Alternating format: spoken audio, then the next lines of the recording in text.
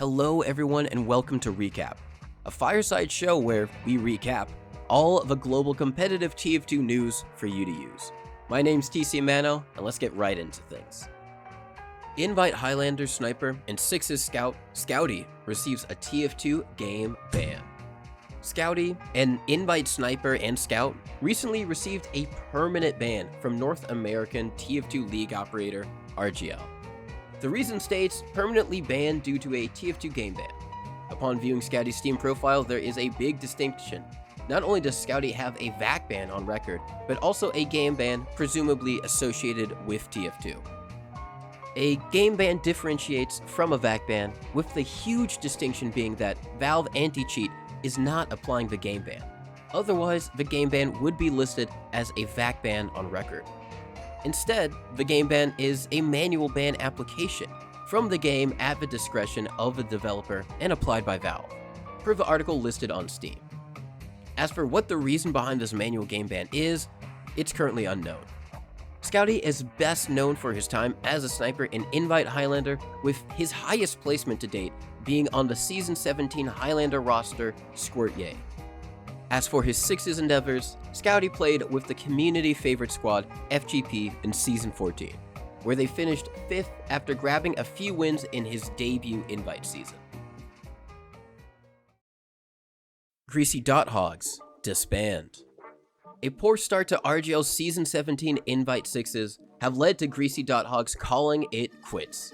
The roster, which had aspirations of participating at the Fizz Gun Fireside Denver 2025 LAN as an invitee, suffered close defeats to the Cell, Jiminy, and Leica G6 at the beginning of the season. While their Season 15 journey under Global Clan started in similar fashion, they were able to claw it back and make a LAN appearance. But after a loss to Leica G6 on Gullywash, Greasy Dothogs' status as a team would come into question. The loss resulted in both poLAND and Loaf leaving the team, affecting Greasy Dothogs' chance to attend the Fizz Gun Fireside Denver 2025 LAN.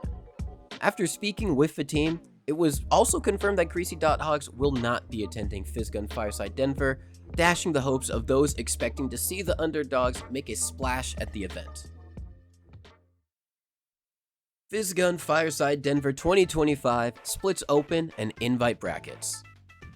In an update by Fireside Tournament organizer Lacey Avenue, the Fizz Gun Fireside Denver 2025 LAN made changes to the overall tournament format. Originally, a select number of teams from the top of the open group were to play in the playoffs bracket with teams from the invite group. But a strong amount of interest from invite teams influenced the decision behind separating invite and open portions of the tournament into two distinct tournament brackets: the Fizz Gun Fireside Denver 2025 Invitational and the Fizz Gun Fireside Denver 2025 Open. The Open tournament will feature a 1,500 prize pool, while the Invitational will still feature a 2,500 base prize pool. It was revealed in the same post that all of Fireside's team and spectator pass revenue shares from the LAN will bolster the Invitational's prize pool. FBTF Presents and Jiminy emerge as frontrunners for RGL's Season 17 Invite Playoffs. With the demise of Greasy Dothogs and the early season struggles from the Cell, FBTF Presents and Jiminy have come out the gates hot to start in their RGL Season 17 Invite journey. With Leica G6 and Froyotech cementing their playoffs positions, FBTF Presents and Jiminy are expected to make playoffs alongside them. FBTF Presents have faced very little resistance outside of one 1-5 loss versus Froyotech. In fact, they would face Lol Guy's former team, Leica G6, on February 3rd on Process. And if there were any doubts about the capabilities of this team, it would be put to rest as a superb performance from Pocket Scout Exile and Pocket Soldier Zam powered FBTF Presents to win 4-1 versus Leica G6. And it wasn't just an off game for G6. FBTF would have the chance to rematch them on Gullywash 2 weeks later.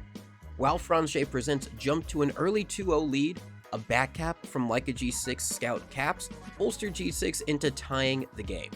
And while the teams would trade rounds and even reach a round reset near the end of the match, FranceJ's ability to consistently win mids gave them an edge in the final round as they destroyed G6 on the deciding mid fight. It kept Lolgai alive and rolled their way into a 4-3 victory. Despite one close match against the now disbanded Greasy Dothogs, Jiminy have comfortably placed themselves in the upper echelon of Invite, defeating everyone else in the division aside from Leica G6 and Froyotech. If there is one glimmer of hope, it's that the match against Froyotech on Gully supported the idea that maybe the gap between Jiminy and Froyotech and Leica G6 isn't as wide as one would think.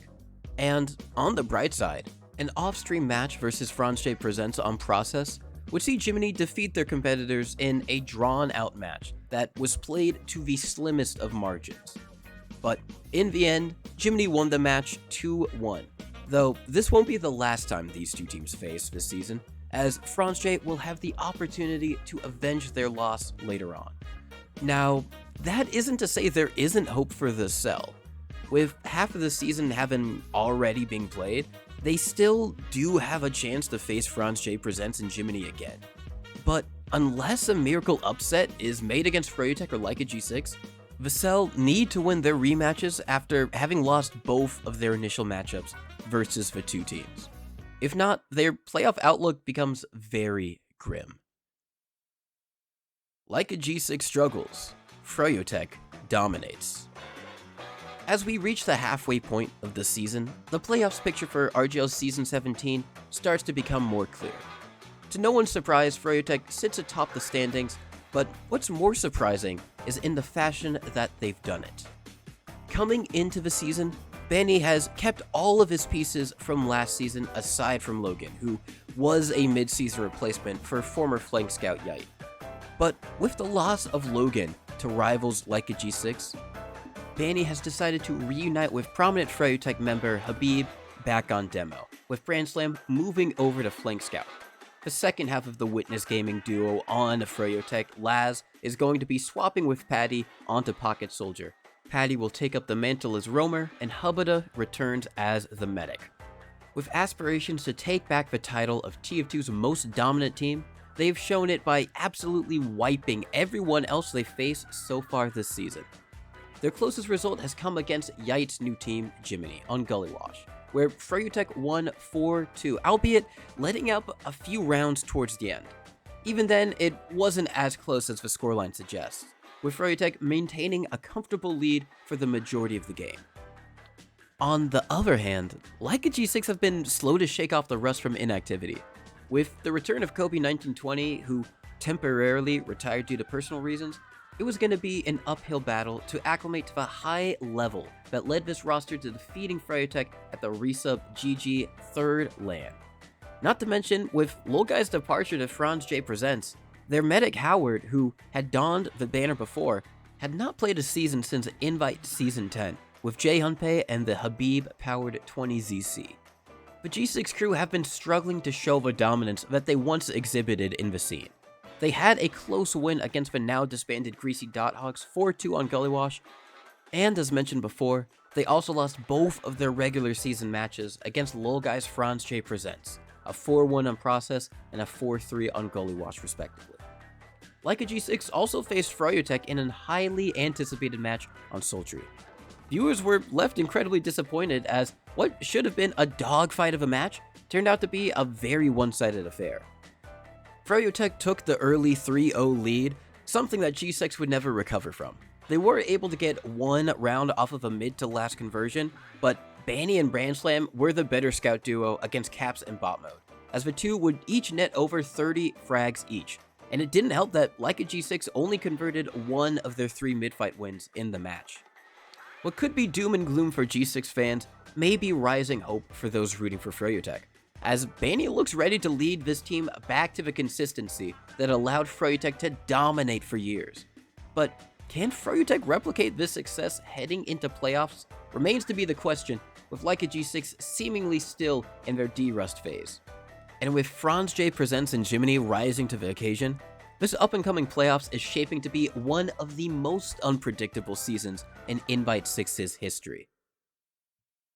Lolgai to reunite with Leica G6 at Denver. When the Frontrunners Presents roster was announced, many were shocked at the fact that in a season where Leica G6 was competing, Lil Guy wouldn't be playing with the crew. Additionally, in the original announcement for FizzGun Fireside Denver 2025, no roster for Leica G6 was confirmed for the LAN itself other than the general team's attendance.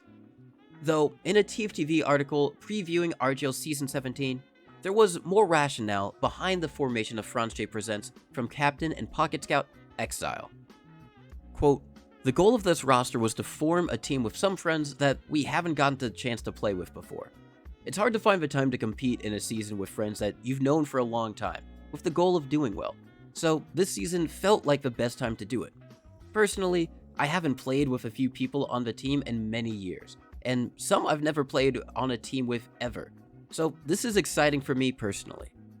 In that same article, Leica G6's bot mode gave a quote about the team's prospects heading into the upcoming RGL season and preparing for the LAN ahead, commenting, "As is, the plan is to play through Denver LAN at minimum.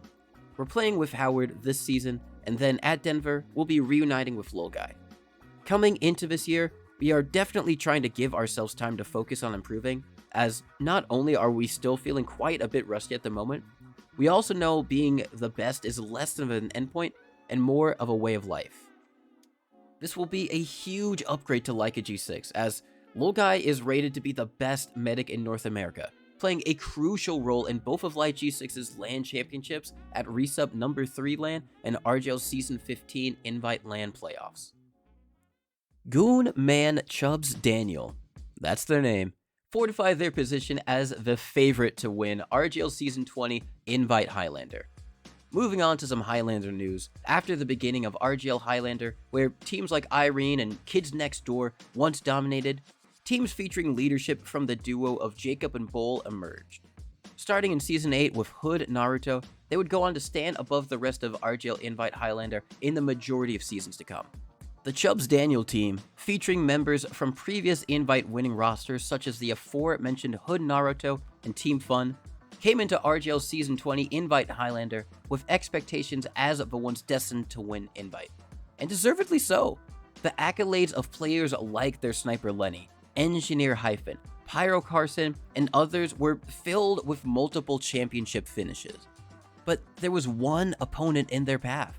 Witness Gaming, who defeated a previous Team Fun roster, won without Jacob and Bull in the Season 16 Grand Finals. These teams recently faced off on Lakeside, a map that historically would always favor Goonman Chubs Daniel, as they never lost on the map to Witness Gaming. And even with Witness Gaming ringing former teammate Mujet on Sniper and Mujet popping off, but Chubs Daniel's ability to traverse and hold crucial positions on Lakeside played to their advantage.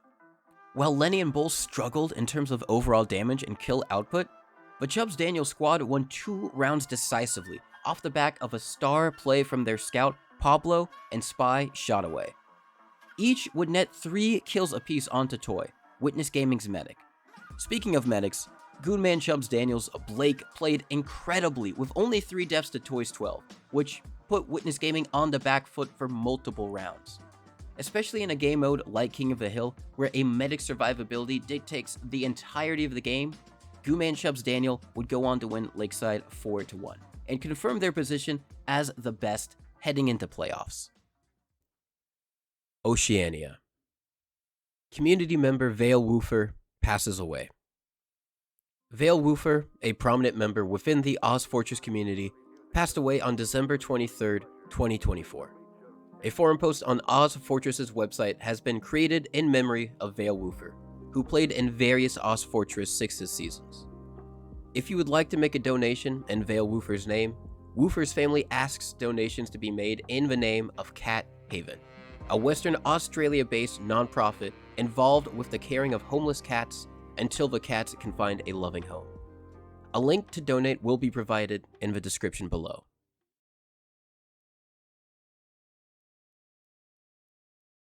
Before we begin this segment, we would like to give a shout out to our South American casting brothers at Legao TV. Legao is the premier casting organization for everything South America related. Legao TV is currently covering Pastime, Highlander, and 6v6 between 2 South American leagues. Federação Brasileira de Team Fortress 2, short for FBTF, and Brazil Fortress. Legal TV has been providing coverage for Portuguese speakers for the past year or so, and we are a big fan of their new broadcast initiatives within the TF2 scene. You can catch up with them on Twitch, or if you want to watch some past VODs, you can visit their YouTube channel, which will be linked in the description. For our viewers not familiar with South America, let's provide a brief overview of the current leagues and get you up to speed with recent seasons and events. South America had been in limbo for a very long time. After Chapeleira, a South American league, went defunct, a video would surface years later from TF2 YouTuber Hyperion with input from multiple South American players shedding light on corruption within the South American scene. From cheating, DDoSing, rigging divisions in favor of certain teams, and more, the video covers the majority of controversies within the scene prior to 2023.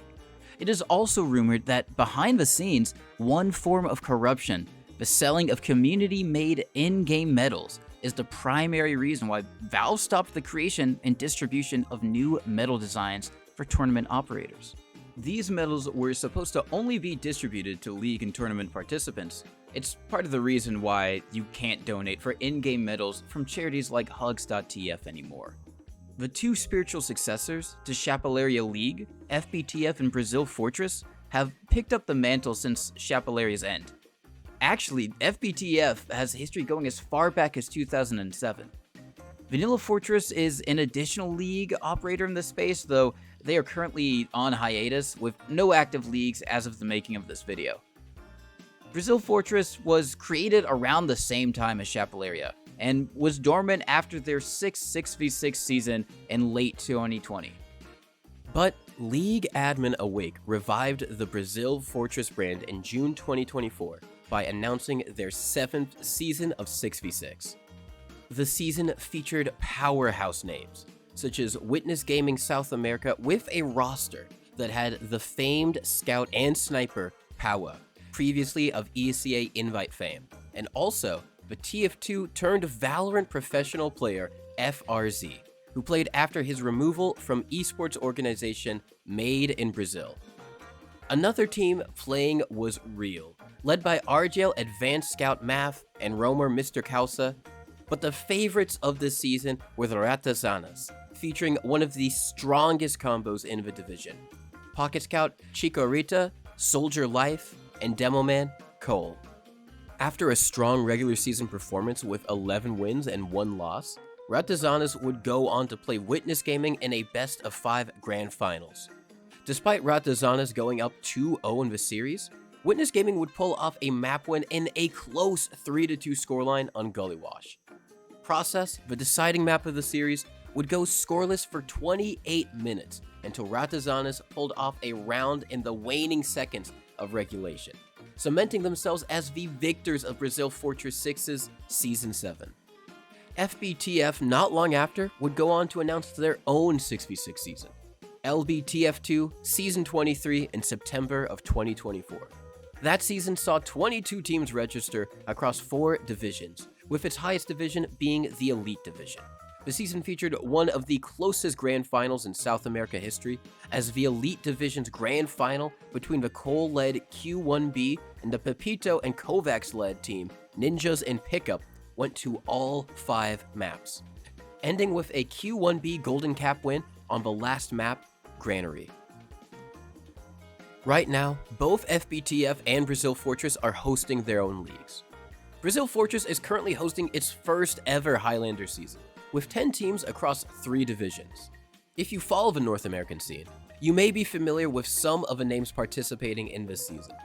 Some names to mention are Sniper Wazari, Engineer GG, Heavy Capane, Medic Beto, and some North American names like Scout and TF2 YouTuber JPEG and Sniper Tossum.